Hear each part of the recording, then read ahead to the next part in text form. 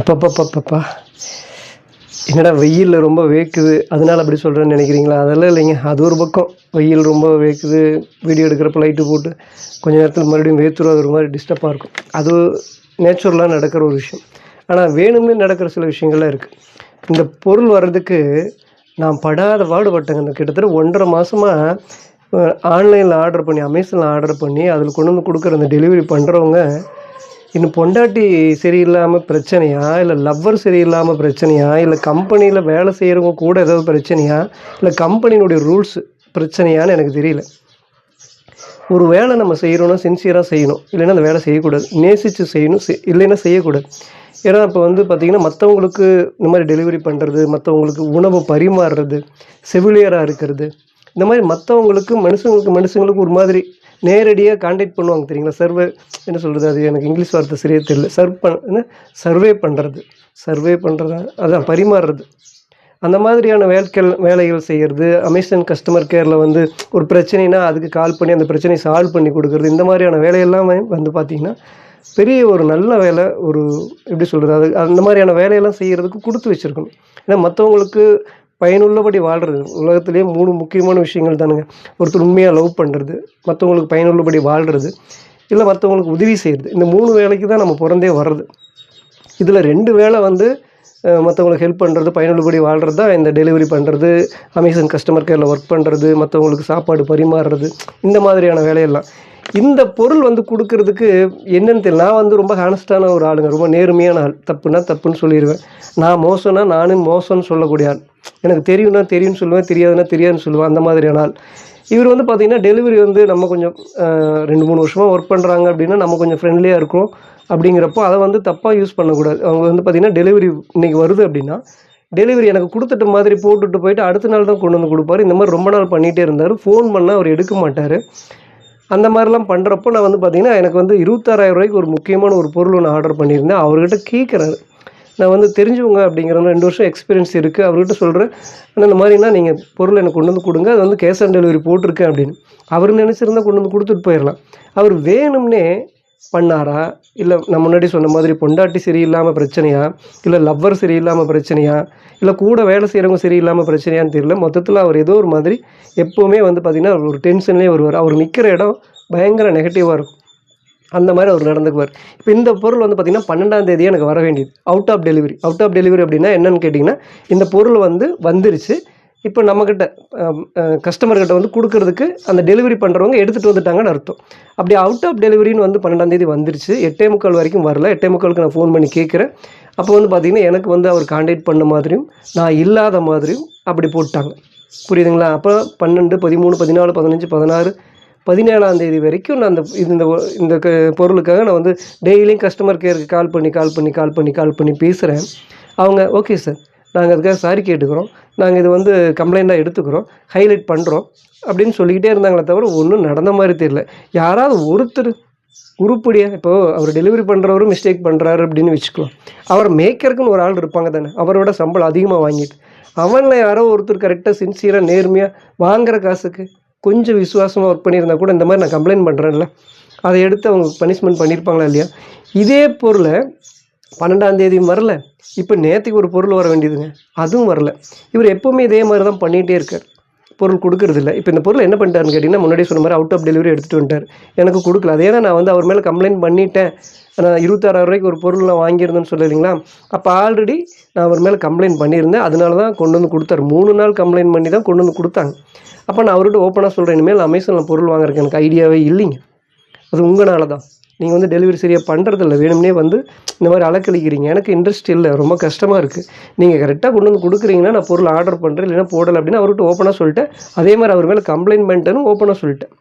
அதுக்கு அவரு சொன்ன ஒரு விஷயம் என்னன்னா, "நீங்க பரவால்ல.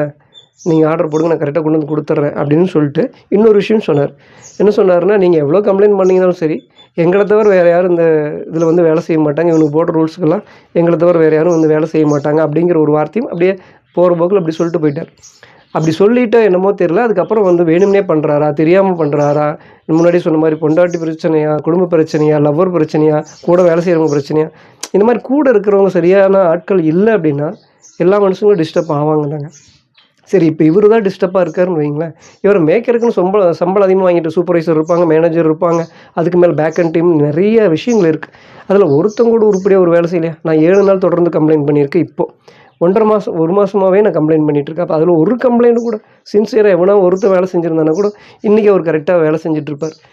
என்ன சொல்லி என்ன பிரயோஜனம்? இந்த பொருள் வந்து பார்த்திங்கன்னா, நான் முன்னாடியே சொன்ன மாதிரி எனக்கு வந்து அவுட் ஆஃப் டெலிவரி எடுத்துகிட்டு வந்துட்டு என்னை காண்டாக்ட் பண்ணி பார்த்துட்டு நான் இல்லை அப்படிங்கிற மாதிரி போட்டு போயிட்டார். அப்போ நான் 5 நாளா 6 நாளா 12, 13, 14, 15, 16 டேட்டுக்கு நான் கால் பண்ணி கஸ்டமர் கேருக்கு சொல்லிகிட்டே இருக்கேன்னா, அப்போது கடைசி வேறு வழியாக என்ன பண்ணிட்டாங்க, இந்த பொருள் டேமேஜுங்களா, டேமேஜுன்னு அனுப்பிச்சிட்டாங்க ரிட்டன் போய். இப்போ திருப்பி வந்து வேறு பொருள் இந்த இந்த பொருள் டேமேஜு, அதுக்கு பதிலாக வேறு பொருள் அனுப்புகிறேங்கிற மாதிரி இப்போ வந்திருக்கு. எப்படி எனக்கு கொடுக்காம ஒரு பொருள் யார் டேமேஜுன்னு எடுத்து பார்த்தாங்க? அப்படி ஒரு டேமேஜான ஒரு பொருள் இருக்குது அப்படின்னா எப்படி அவுட் ஆஃப் டெலிவரி வந்துச்சு? புரியுதுங்களா? எனக்கு கொடுக்குறதுக்கு எப்படி டெலிவரி எடுத்துகிட்டு வந்தாங்க 12ஆம் தேதி? ஒரு டேமேஜான ஒரு பொருள் உள்ளுக்குள்ளே உடஞ்சிருந்தா வெளியே தெரியாது. வெளியவே டேமேஜாக இருந்தால் எனக்கு டெலிவரியே எடுத்துகிட்டு வந்திருக்க மாட்டாங்க. இப்போ இந்த மாதிரி ஏதோ ஒரு கொலப்ரேஷன், ஏதோ ஒரு சம்திங், ஏதோ ஒரு பிரச்சனை இங்கே ஏதோ நடக்குது. அதை சரி பண்ணுறதுக்கு ஒருத்தருமே இல்லை. ஏன் கேட்குறீங்க? இப்போ நான் சொன்னேன்ல, அடப்பா சாமி அப்படிங்கிற மாதிரி இருக்கு. நம்ம செய்கிற வேலை வந்து நேசித்து செய்யணும். அதுலேயும் இந்த மாதிரியான வேலை வந்து பெரிய கொடுப்பனை வரோம். மற்றவங்களுக்கு உதவி செய்கிறதுக்கு நேரடியாக போய் இந்த மாதிரி டெலிவரி பண்ணுறது, சர்வே பண்ணுறது, சாப்பாடு பரிமாறுறது, இந்த மாதிரி செவிலியராக இருக்கிறது, இதெல்லாம் பெரிய வரோங்க. அந்த மாதிரியான வேலையை ஏன் இப்படி செய்கிறாங்கன்னு தெரியல. கடமைக்குன்னு காசு வாங்கிட்டு சில பேர் மேலதிகாரியில் இருக்கிறவங்க, சூப்பர்வைசராக இருக்கிறவங்க சும்மா வெட்டியாக உட்காந்துருக்குறாங்க. இவர் தான் ஏதோ தெரிஞ்சோ தெரியாமலோ ஏதோ ஒரு சம்திங்கில் ஏதோ ஒரு பிரச்சனை இருக்குது அப்படின்னா நம்ம ஒரு கம்ப்ளைண்ட் பண்ணுறோம் இல்லைங்களா, அந்த கம்ப்ளைண்ட் எடுத்து கரெக்டாக அதை அந்த கம்ப்ளைண்ட் என்ன அப்படின்னு சரி பண்ணுறதுக்கு கூட ஒருத்தர் இல்லை. அதுதான் பெரிய ஆதங்கமாக இருக்குது. எப்படியோ ஒரு வழியாக அந்த பொருள் இன்றைக்கி வந்திருக்கு. அது ஏன் கேட்குறீங்க? அந்த பொருள் உண்மையாகவே எனக்கு வேண்டாம். நான் வந்து பொருளை ரொம்ப நேசிக்கிறவன். ஒரு வார்த்தைகளுக்கும் உயிர் இருக்குதுன்னு நம்புறவன், பொருளுக்கும் உயிர் இருக்குதுன்னு நம்புறவன் நான். அதனால் ஒரு பொருள் நான் வந்து நேசிக்கிறேன் அப்படின்னா அந்த பொருள் எனக்கு வந்து டிஸ்டர்பன்ஸ் இல்லாமல் இருக்கணும். இப்போ இவ்வளோ டிஸ்டர்பன்ஸில் அந்த பொருள் எனக்கு வந்திருந்தால் ரொம்பவே எனக்கு அந்த பொருள் நான் கேன்சல் பண்ணணும்னு தான் நினச்சி நிறைய தடவை கேன்சல் பண்ணுறதுக்கும் ட்ரை பண்ணால் அதுவும் கேன்சல் பண்ண முடியல. அது ஆட்டோமேட்டிக்காக தான் கேன்சல் ஆகுமா அப்படின்னு சொன்னாங்க. அது ஆட்டோமேட்டிக்காக கேன்சலும் ஆகலை. டேமேஜுங்கிற மாதிரி அப்படி ஒரு பொய்யான சில விஷயங்கள் அவங்களுக்கு தெரியும் தானே. எவன் நேர்மையாக இருக்கான்? இப்போ நேர்மையாக இருக்கேன் பாருங்களேன். இப்போ நான் நேர்மையாக இருந்தேன் இல்லையா, அதுக்கு அவர் வந்து அதை மனசுக்குள்ளே வச்சுட்டு பண்ணுறாரா என்னன்னு தெரியல. நேர்மையாக உண்மையாக இருந்தோம்னு வைங்களேன், படாதபாடு கஷ்டப்படணும். ஜாலரா தட்டிட்டு பொய் சொல்லிட்டு நடிச்சுட்டு போகிறவங்களுக்கு தான் இந்த உலகத்தில் நல்லவன் ஒரு பேர் வைப்பாங்க. எனக்கு நல்லவங்க அப்படிங்கிற பேரெலாம் எனக்கு தேவையே இல்லை. என்னை எவ்வளோ மோசம்னு சொன்னாலும் சரி, நான் ஆனஸ்ட்டாக நேர்மையாக இருக்கிற ஆள். ஓகே, இந்த பொருள் அந்த பொருள் ரொம்ப டிஸ்டர்பன்ஸாக இருந்துச்சு. அந்த பொருள் எனக்கு வேண்டாம், மன உளைச்சலாக இருக்கும், நான் கேன்சல் பண்ணணும்னு நினச்சேன். அந்த பொருள் ரிட்டர்ன் போயிடுச்சு. இப்போ இந்த பொருள் சேஃப்டியாக இன்றைக்கி வந்திருக்கு. என்னமோ அது எப்படி சொல்கிறது, நம்ம காசு கொடுத்து பொருள் வாங்குகிறோம். அதுலேயும் இந்த பொருளுக்கெல்லாம் வந்து பார்த்திங்கன்னா ₹5 எக்ஸ்ட்ரா வாங்குகிறோம். அமேசான்லாம் வந்து பார்த்திங்கன்னா மற்ற நெட்வொர்க்கை விட விலை அதிகம் தான். இருந்தாலும் நம்ம வாங்குறதுக்கு 2 பேர் தான் காரணம். என்னை பொறுத்த வரைக்கும் டெலிவரி பண்ணுற பசங்க. இதுக்கு முன்னாடி ரொம்ப ஜென்யூனாக நான் 8 வருஷமாக கஸ்டமராக இருக்கேன். அதே மாதிரி கஸ்டமர் கேரில் பேசுகிறப்போ வந்து பார்த்திங்கன்னா நிறைய பேர் ரொம்ப நல்ல தங்கமான கேரக்டர் இருக்கிறவங்க இருக்காங்க. ரொம்ப நல்லா ஹெல்ப் பண்ணுவாங்க. அந்தளவுக்கு இருக்கிறதுனால நம்ம வந்து அமேசான்லேயும் பொருள் வாங்குகிறோம். வேறு யாரை நம்பி வாங்குகிறோம்? புரியுதா இல்லைங்களா? நமக்கு ஒரு பிரச்சனைனா கஸ்டமர் கேர் கால் பண்ணி பேசுகிறப்போ அதை சால்வ் பண்ணி கொடுத்தாங்க நிறைய பேர். ஆனால் இந்த ஒரு பிரச்சனையை வந்து கஸ்டமர் கேரில் இருக்கிறவங்க இது வந்து இங்கே டெக்னிக்கலாக எப்படி சொல்லுது, அந்த ஹப்புன்னு சொல்லுவாங்க ஆஃபீஸு, அந்த ஆஃபீஸ்க்கு மேலே இருக்கிற ஒரு மேனேஜருக்கு மேலே இந்த சூப்பர்வைசர், இந்த மாதிரி ஆட்களில் இருப்பாங்க பார்த்தீங்களா, கஸ்டமர் கேரில் ஒர்க் பண்ணாமல் இங்கே ஃபீல்டில் வேலை செய்கிறவங்க. இவங்க சைடில் ஏதோ சம்திங் இருக்குது. அங்கே ஏதோ குளறுபடி நடக்கிறது இந்த பிரச்சனை. சரி, ஓகே, சரி, ஒரு வழியாக அந்த பொருள் வந்திருக்கு.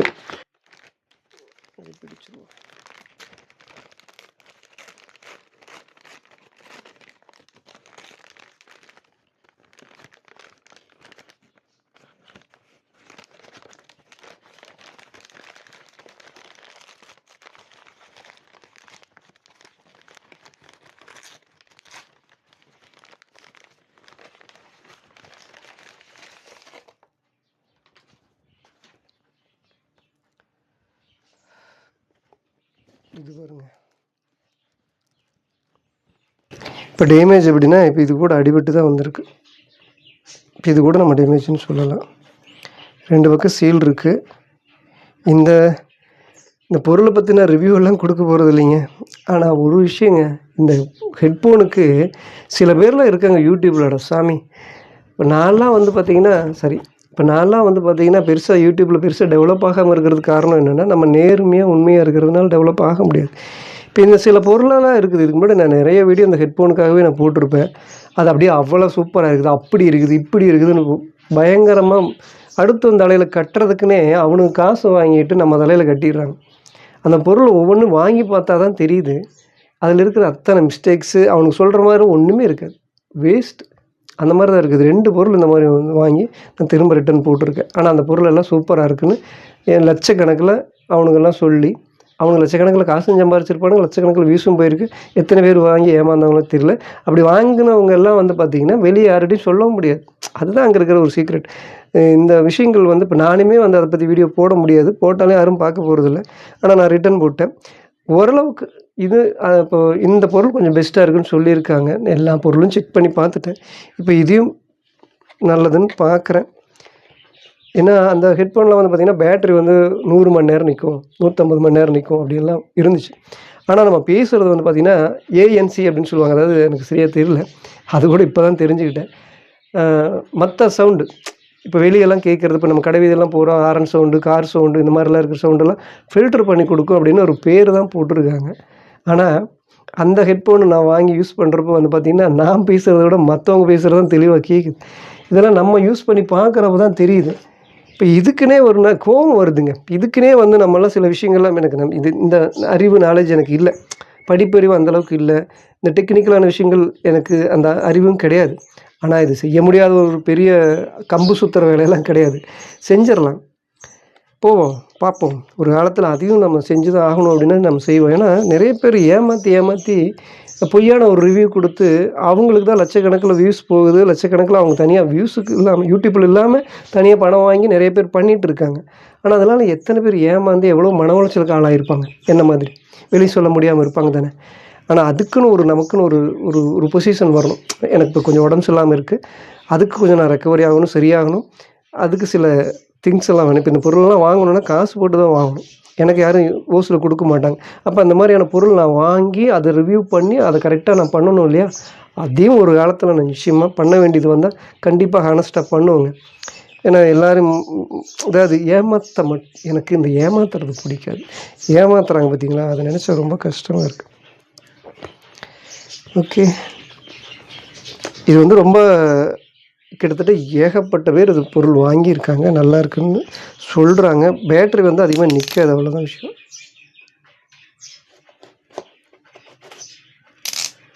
பேட்டரினா இப்போ நான் வந்து நான் சொன்னேன் இல்லைங்களா, 100 மணி நேரம், ஒரு 4 நாள் 3 நாள் நிற்கிற மாதிரிலாம் இருக்குன்னு சொல்லுவாங்க. அந்த மாதிரி இல்லை, சில ஸ்பெஷல் இல்லை. ஆனால் இது வந்து நான் ஒரே ஒரு விஷயத்துக்கு தான் இந்த பொருள் வாங்குகிறேன். என்னென்னு கேட்டிங்கன்னா, மற்ற சவுண்டெல்லாம் கேட்காது அப்படின்னு சொல்கிறாங்க, அதுக்காக தான் இது வாங்குகிறேன்.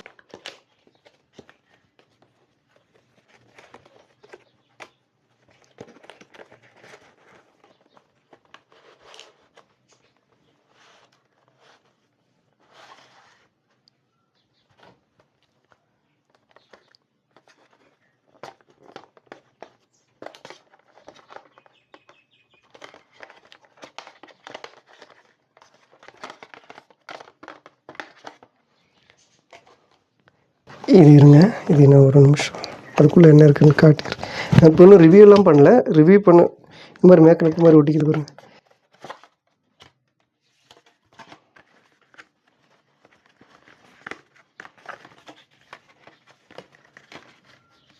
இதுக்குள்ளே இருக்குது இந்த எக்ஸ்ட்ரா 4 இருக்கா, ஐயா 3 தான் இருக்கிற மாதிரி. இப்போ நம்ம உடைக்காம தான் இருக்குது. 1 2 3 4. ஓகே, இதுக்குள்ளே 4 இருக்குங்க. உங்களுக்கு சரியாக தெரியுமான்னு தெரியல.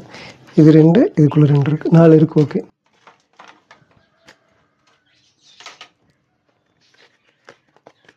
இது சார்ஜரு. இந்த சார்ஜருக்கு வந்து பார்த்திங்கன்னா அது உங்களுக்கு காட்டுறேன், கேட்லாக். சரி, ஓகே, இதெல்லாம் நமக்கு இப்போ ஒன்றும் தெரியாது.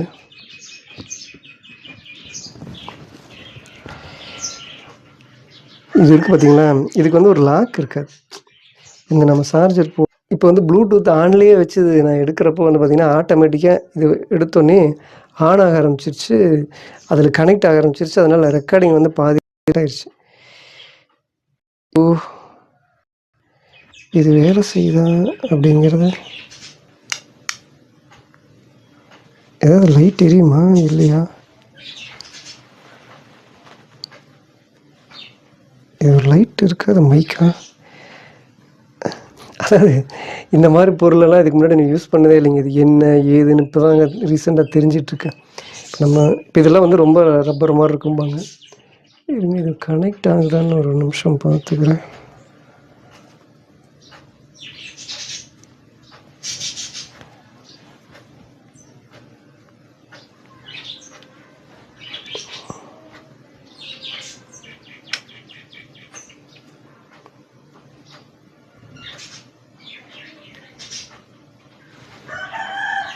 லைட் எரியுது பாருங்க.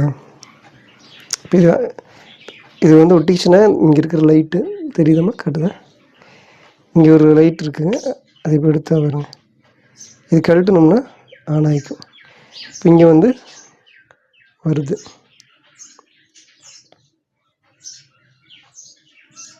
%50 தான் பேட்ரி இருக்குதுன்னு சொல்லுது. ஓகே, நம்ம கொடுப்போம். இப்போதைக்கு அது சேவ் வேண்டாம். ஆமாம், வெயிலுங்க. இதில் எது ரைட் சைடு லெஃப்ட் சைடு? இதாக தான் இருக்கும்னு நம்புகிறேன்.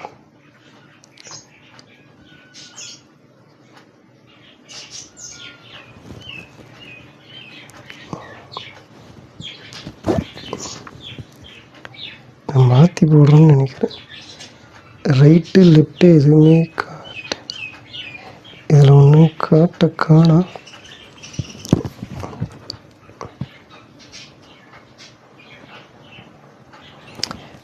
இதில் இருக்குதா இல்லையான்னு தெரியல, எனக்கு தெரியல. இது ஓகேவா? ஆமாடி.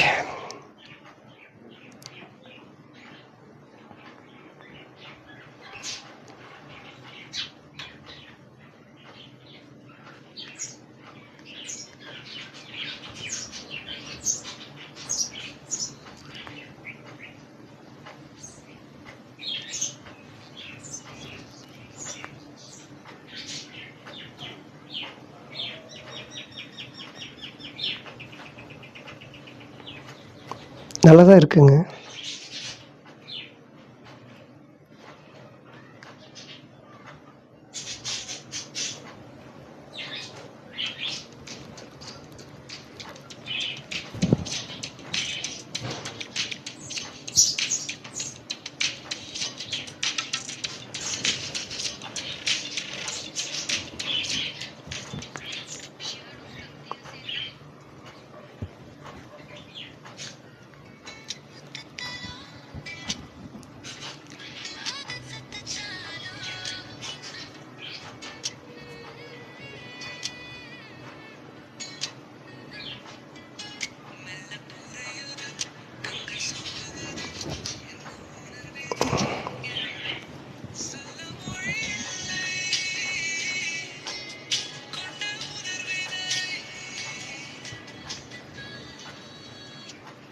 இது நான் எழுதின பாட்டு, அதனால ரொம்ப நேரம் காட்டுறேன்.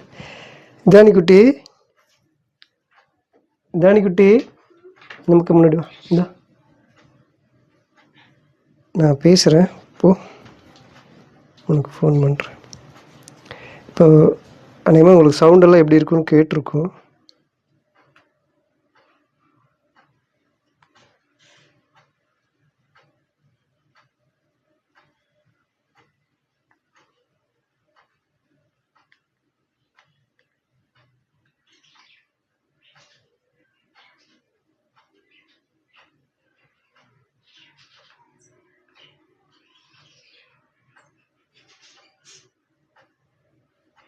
ஃபோன் வருதா இல்லையா ஒன்றுமே தெரியலையே.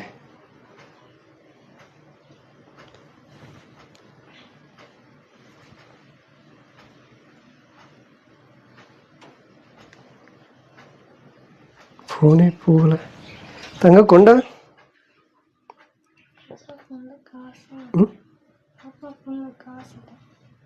சார்ஜர் இதில் இருக்கு. காசு இல்லை. அப்படியா? காசு இல்லை இல்லை, 20 நிமிஷம். ஃபஸ்ட்டு சிம்லேயுமே காசு இல்லை கொடுத்து.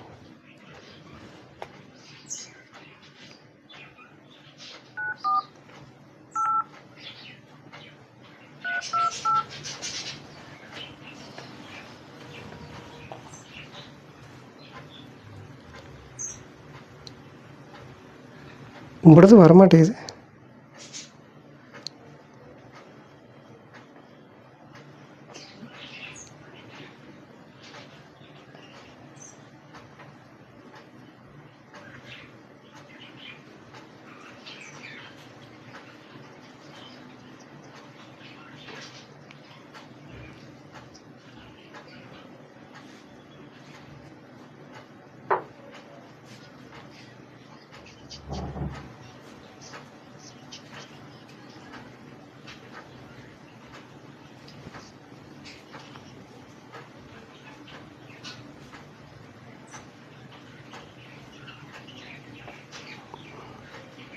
உங்களோட நெட்ஒர்க்கே இல்லைன்னு வருது.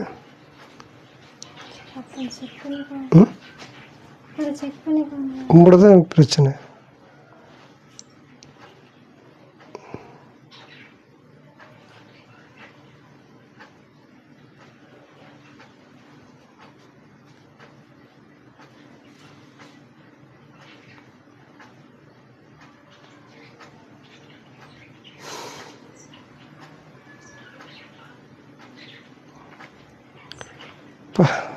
வெயிட் உள்ளது.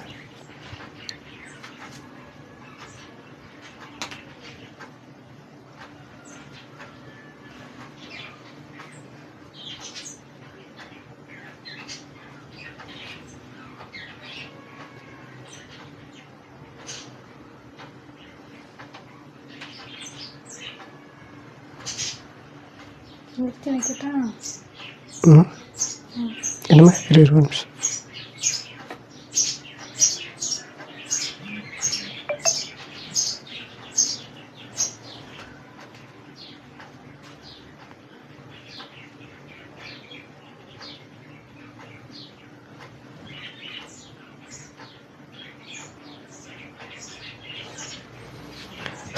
என்ன பிரச்சனைன்னு தெரியல. ஃபோனு எங்கள் ஃபோனு பிரச்சனைன்னு தெரியல.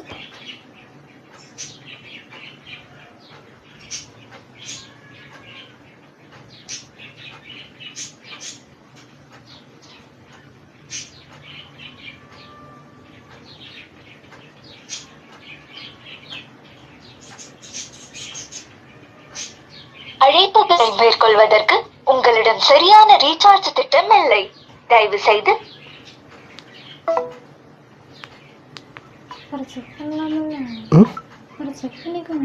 என்னம்மா செக் பண்ணிக்கோங்க. 20 நிமிஷம்.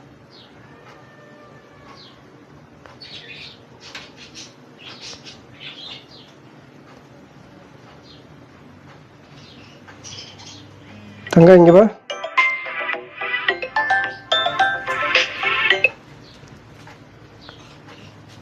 நான் பேசுகிறது தெளிவாக கேட்குதுன்னு பாரு. பேசு. நான் பேசுகிறது தெளிவாக கேட்குதா?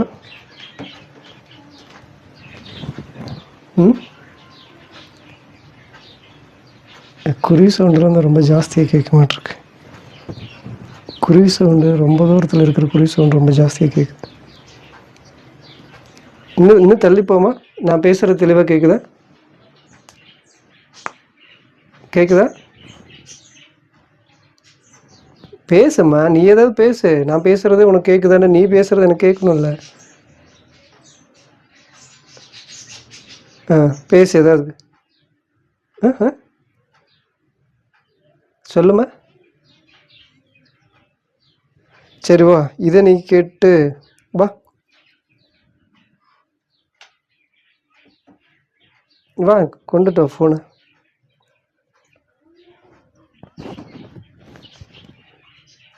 அப்படி எடுத்தாங்க.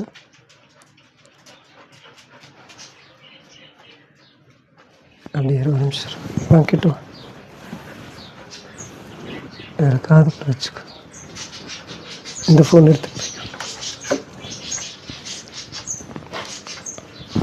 பேசு.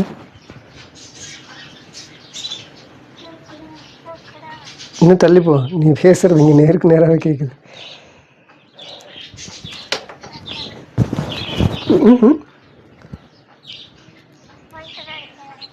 இப்போ அங்கே போயிட்டு நின்று ஏதோ பேசு, பாட்டு பாடு. சரி, ஏதாவது ஒன்று சொல்லு. கோகோ கூப்பிடு. பேசுங்க. பேசுமா, ஏதோ ஒன்று 2-3 சேர்த்து பேசு.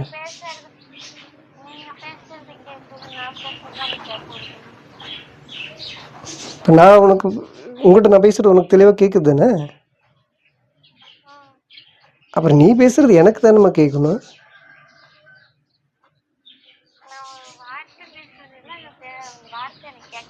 அது உனக்கு கேட்க வேண்டாம். நீ பேசுறது எனக்கு கேட்டால் போதும். நான் பேசுறது உனக்கு தெளிவாக கேட்குது தானே? சரி, கொண்டா. நல்லா தான் இருக்க மாட்டேன். ஓகேங்க, இது ஓரளவுக்கு நல்லா தான் இருக்கும்னு நினைக்கிறேன். இருந்தாலும் இன்னும் கொஞ்சம் வெளியெல்லாம் போய் இங்கே வந்து சைலண்ட்டாக இருக்குது, சவுண்டே இல்லாமல் இருக்குது. இந்த இடத்துல வந்து இது பேசுகிறதுக்கு கேட்குறதுக்கு எல்லாம் ஓகேவாக தான் இருக்குது. ஆனால் இன்னும் கொஞ்சம் வெளியே ரோட்டில் போய் நின்று பார்த்து பேசி. ஆனால் உண்மையாகவே இந்த இது வந்து கொடுமா, அது கொடுமா,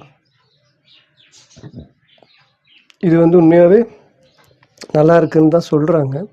ஏன்னா இது கிட்டத்தட்ட 2 லட்சம் பேர்த்துக்கு மேலே அந்த பொருள் வாங்கியிருக்காங்க. அது இந்த OnePlus, இது வந்து ஒரு மொபைலினுடைய இதுன்னு நினைக்கிற கம்பெனி. அந்த OnePlusக்கு வந்து சூப்பராக வேலை செய்யும் அப்படின்னு சொல்கிறாங்க. இது வந்து ஒரு நாளைக்கு நிற்கும் அப்படிங்கிறதான் சொல்கிறாங்க.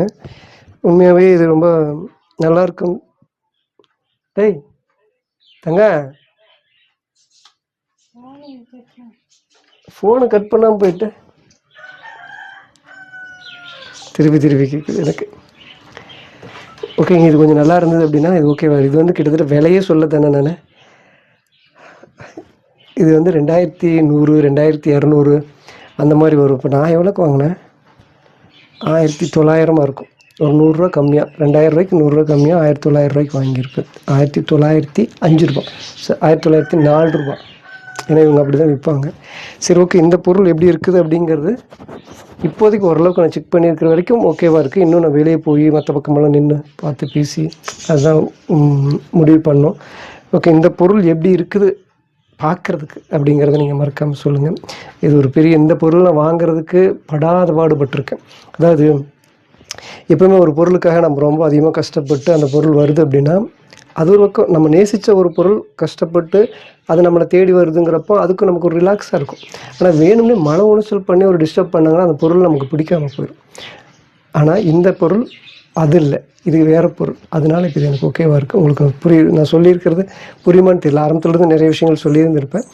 முதல்ல என்னை வந்து எனக்கு பொருள் கொடுக்காம வேணும்னே வந்து பொய்யான ஒரு ரிப்போர்ட் கொடுத்து என்னை வந்து பார்த்து நான் இல்லை அப்படிங்கிற மாதிரியான ஒரு பொய்யான ஒரு தகவல் கொடுத்து அந்த பொருளை திருப்பி அவரே கொஞ்ச நாள் ஆஃபீஸ்க்குள்ளே அவர் வச்சுருந்தாரா யார் வச்சுருந்தாங்கன்னு தெரியல, அந்த ஆஃபீஸ்க்குள்ளேயே இருந்து அதுக்கப்புறம் திரும்ப அந்த பொருள் டேமேஜ் அப்படின்னு போச்சு பார்த்தீங்களா, அந்த பொருள் வாங்கி யூஸ் பண்ணுறதுல எனக்கு இன்ட்ரெஸ்ட்டே இல்லை. அது உண்மையாகவே எனக்கு மன உளைச்சலாக இருந்துச்சு. அந்த பொருள் வந்திருந்தால் இப்போ கூட நான் ரிட்டர்ன் போட்டு காசு கம்மியாக, அது வந்து இப்போ வந்து 2200 ரூபாய்க்கு விற்கிது.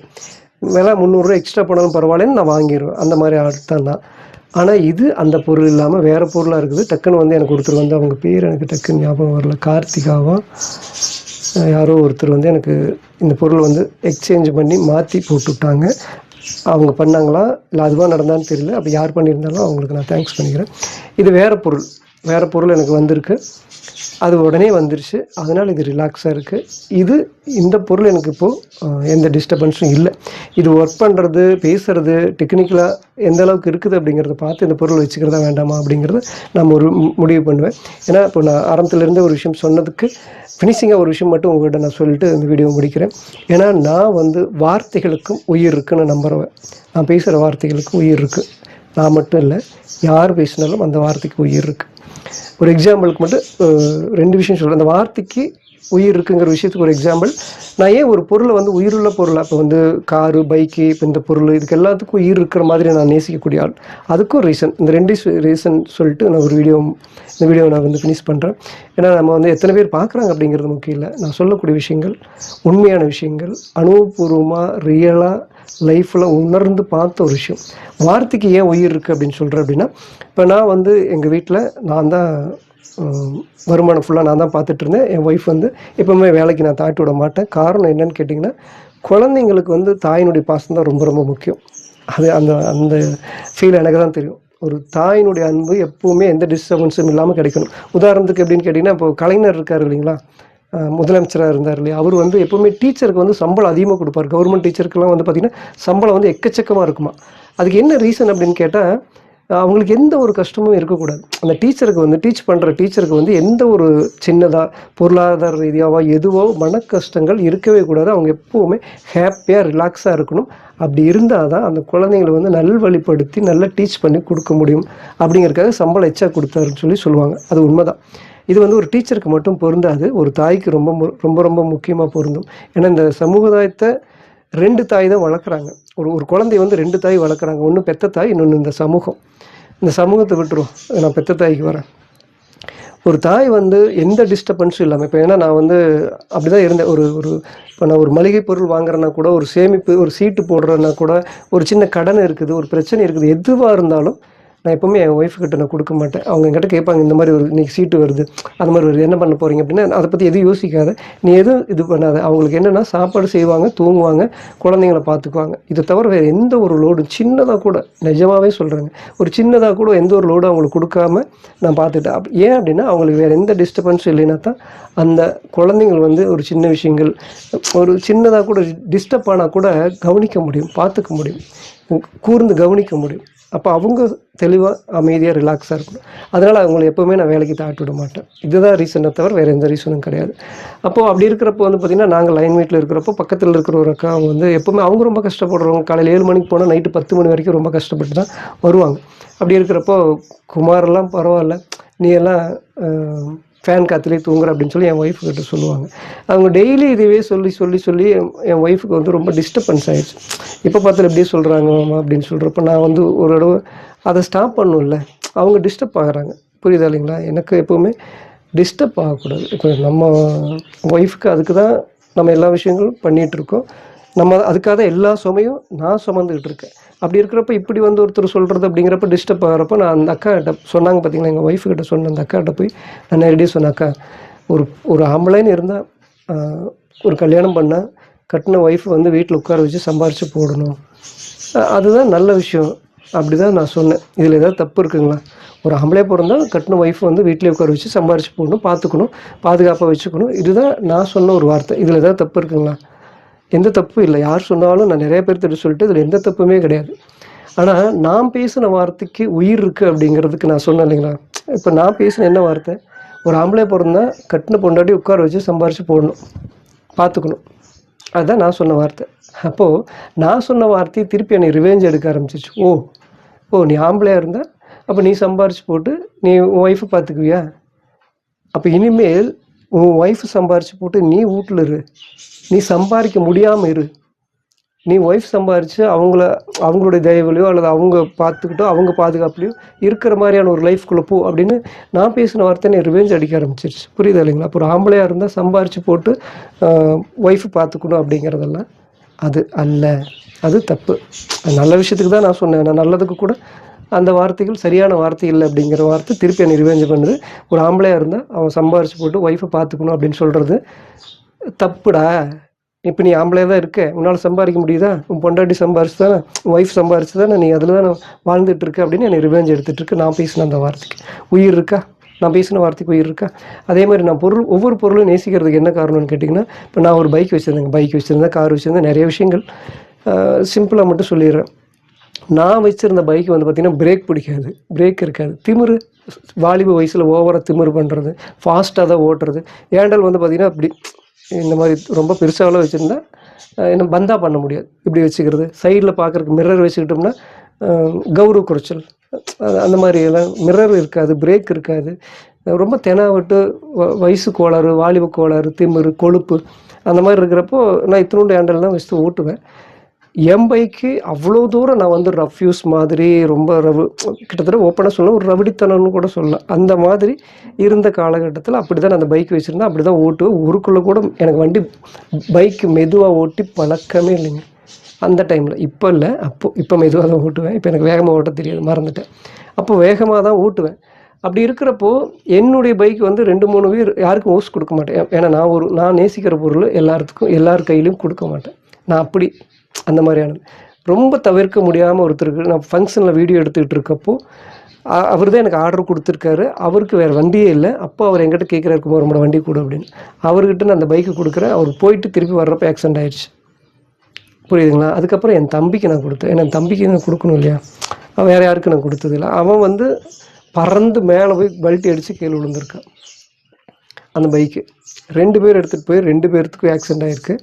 ஆனால் நான் ஓட்டின பைக்கு என்னை எல்லா நிலைமையிலும் அது எந்த ஒரு இதுவும் இல்லாமல் பாதுகாப்பாக பார்த்துருக்கு. அது சத்தியத்துக்கு கட்டுப்பட்ட மாதிரி அவ்வளோ என் கூட ஒரு உயிருள்ள ஒரு அம்மாவோ ஒரு கார்டியனோ ஒரு கடவுளோ ஒரு பைக்காக இருந்தால் எப்படி பார்த்துப்பாங்களோ அப்படி பார்த்துக்கிட்டாங்க. அதே மாதிரி நான் ஆட்டோ ஓட்டிகிட்டு இருக்கிறப்ப கூட யாருமே வந்து ஒருத்தருக்கு ஆட்டோ ஓட்டுறதுக்கு கொடுக்கல, நான் வந்து கொடுத்தேன். நான் எப்படி அதே மாதிரி தான் ஆட்டோவிலையும் பிரேக் இருக்காது, சைடு மில்லர் இருக்காது, அதுலேயும் கொழுப்பு, அதுவும் ஃபாஸ்ட்டாக தான் ஓட்டுவேன். மெதுவாக ஓட்ட தெரியாது. ஆனால் எவ்வளோ ஃபாஸ்ட்டாக ஓட்டினாலும் வண்டி தெளிவாக கரெக்டாக ஓட்டுவேன். இருந்தாலும் அது தப்புங்க. நான் இப்போ சொல்கிறேன், அதெல்லாம் ரொம்ப தப்பு. ஏன்னா ஒரு நேரத்து போல் இருக்காது. கடவுள் நம்ம என் பக்கம் இருந்ததுனால எல்லாம் நல்லபடியாக இருந்தாலும் அது ரொம்ப ரொம்ப தப்பு. ஆனால் அந்த மாதிரி என்னுடைய ஆட்டோ வந்து நான் ஓட்டுறப்ப எந்த ஒரு இதுவும் இல்லை. நான் ஒருத்தருக்கு ஓட்டுறக்கு கொடுத்துட்டு நான் எல்லாருமே ஒருத்தருக்கு வந்து பழக்கி விட்றாங்க அப்படின்னா பக்கத்துலேயே தான் உட்காந்துருப்பாங்க, ஃப்ரெண்ட் சீட்லேயே தான் உட்காந்துருப்பாங்க, அவங்களுக்கு ஹேண்டில் மட்டும் கொடுத்துருப்பாங்க. ஆனால் நான் ரொம்ப நம்பிக்கையாக என்ன பண்ணிட்டேன், பின்னாடி போய் உட்காந்துட்டேன். அந்த ஆட்டோ அப்படியே அவருக்கு இறக்கத்தில் வந்து கண்ட்ரோல் பண்ண தெரியல. ஓரளவுக்கு கற்றுக்கிட்டாரு, ஆனால் என்னமோ தெரியல, நேரமோ தெரியல. அந்த ஆட்டோ அப்படி சினிமா படத்தில் மாதிரி மேலே பல்ட்டி அடிச்சுட்டு பறந்து வந்து விழுந்ததுன்னு பார்த்தவங்க சொன்னாங்க. எனக்கு என்ன நடந்துன்னே தெரியல. அப்படி நான் அப்படி இருக்குன்னு அப்படியே பல்ட்டி அடிச்சுட்டு போய் பார்த்தா அப்படியே குப்புற கடிச்சு கிடக்கிற மண், தலையெல்லாம் மண். எந்திரிச்சு பார்த்தா மண் மட்டும்தான் என் தலையில் இருந்து, வேறு எந்த இது இல்லை. அவருக்கு ரொம்ப அடி. புரியுதுங்களா? அந்த ஆட்டோ கூட என்னை காப்பாற்றுச்சு, இந்த பைக்கு கூட என்னை காப்பாற்றுச்சு. அப்போது ஒவ்வொரு பொருளுக்கும் உயிர் இருக்குது. நம்ம நேசிக்கிற ஒரு பொருள் உண்மையாகவே நம்மளே ஒரு கார்டியனா, ஒரு அம்மாவா, தாயா நம்மளை பார்த்துக்கும். ஓகே, இதுக்கு தான் இவ்வளோ பெரிய விஷயங்கள் பேசியிருக்கேன்னு நினைக்கிறேன். ஏன்னா நான் ஒரு பொருளை அவ்வளோ தூரம் நான் நேசிப்பேன். எனக்கு அது ஒரு பழக்கம், அது உண்மையும் கூட. ஏன்னா இந்த உலகத்தில் இருக்கிற எல்லா பொருட்களும் நானாக இருந்தாலும் சரி, இந்த பொருளாக இருந்தாலும் சரி, நீங்களாக இருந்தாலும் சரி, எல்லாமே அணுக்களால் ஆனது. அணுக்களுக்கு உயிர் இருக்குது. ஓகேங்களா? சரியாக சொல்லியிருக்கேண்ணா? இது அறிவியல் பூர்வமாக சொல்கிற விஷயங்கள். ஆனால் எனக்கு அதெல்லாம் தெரியாது, நம்ம படிப்பறிவு கம்மி. ஆனால் அனுபவத்தில் நான் பார்த்த வரைக்கும் என்னுடைய பைக்கு எந்த ஒரு இடத்துலையும் எவ்வளோ சூழ்நிலையிலும் நான் ரொம்ப தடுமாறி கூட இருந்த சூழ்நிலையில் கூட என்னை பத்திரமா வீடு கொண்டு வந்து சேர்க்கும். அந்த மாதிரியான அதனால தான் நான் பொருட்களை வந்து எப்போவுமே நான் நேசிக்கிறேன். நான் அடுத்து கார் வாங்கினாலும் சரி, பைக் வாங்கினாலும் சரி, அதோடு நான் ரொம்ப நேசித்து ஒரு உயிருள்ள ஒரு தொடர்பாக தான் அது கூட நான் எப்போ முயற்சிக்குவேன். ஓகே, ரொம்ப நேரம் இந்த வீடியோ நான் பண்ணியிருந்தாலும் அர்த்தமுள்ள வீடியோவாக பண்ணியிருக்கேன், அர்த்தமுள்ள விஷயங்கள் பேசியிருக்கேன். அடுத்த ஒரு நல்ல வீடியோவில் சந்திக்கிறேன்.